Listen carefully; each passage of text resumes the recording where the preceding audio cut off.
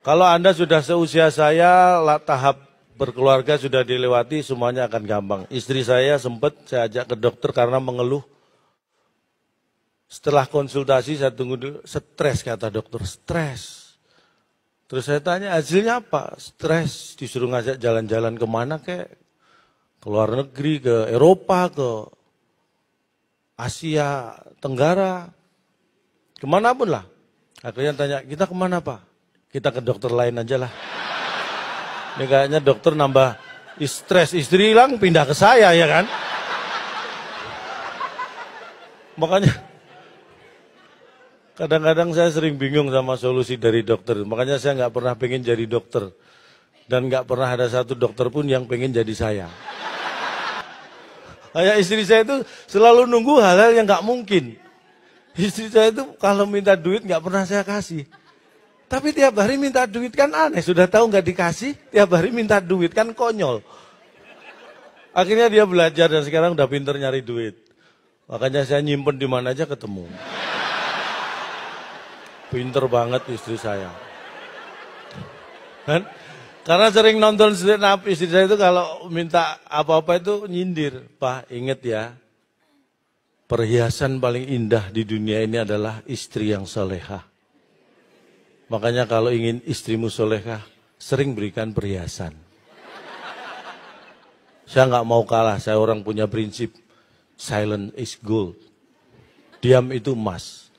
Jadi ketika istri saya minta emas, saya diem aja.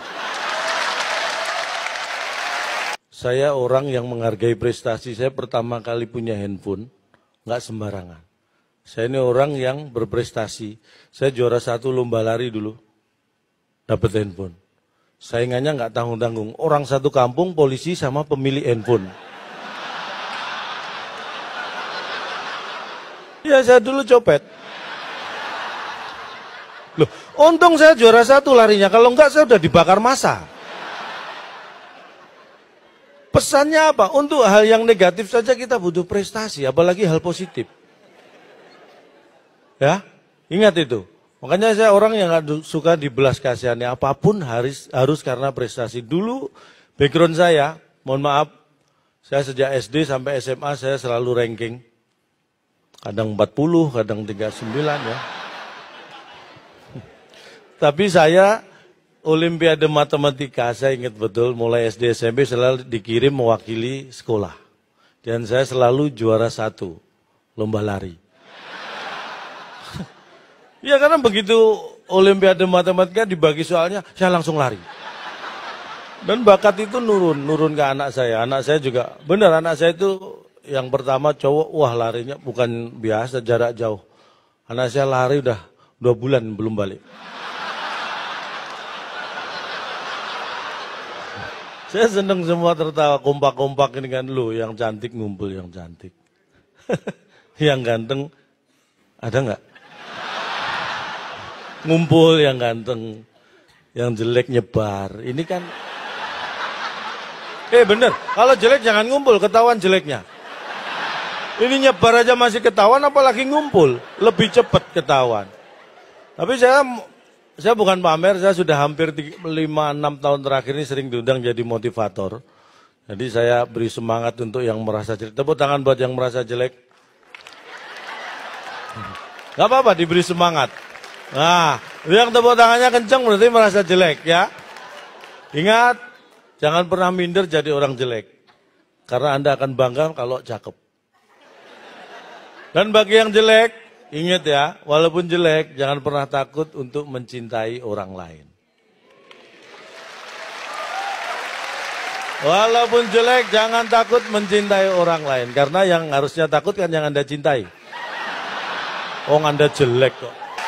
Yang terakhir yang ingin saya sampaikan, handphone yang Anda perlu ketahui, di tangan laki-laki dan di tangan perempuan, sama-sama bentuknya, sama-sama fungsinya, sama-sama harganya, sama-sama tipenya, tapi bisa berbeda motivasi penggunaannya.